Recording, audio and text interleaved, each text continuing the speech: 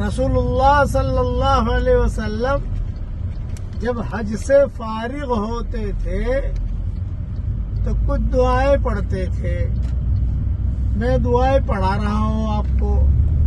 جو حاجی ہے وہ بھی پڑھ لے, جو حاجی نہیں ہے وہ بھی پڑھ لے, اور جب کبھی بھی پڑھ سکتے ہو.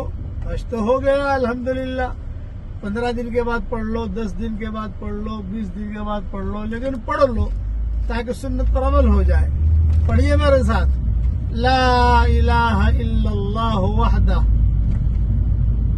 لا شریک لہ لہ الملک وَلَهُ الْحَمْدُ وَهُوَ عَلَى كُلِّ شَيْءٍ قَدِيرٌ. آئبون, تائبون, عابدون, ساجدون, لربنا حامدون.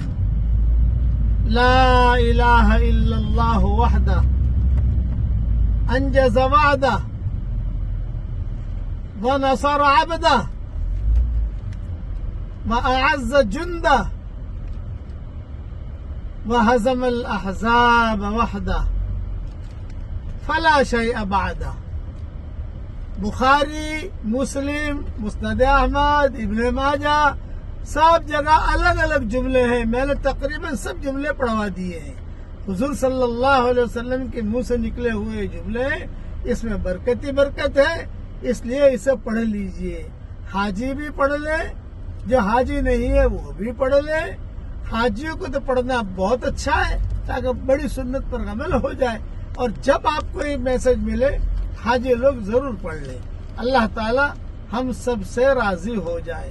آمین.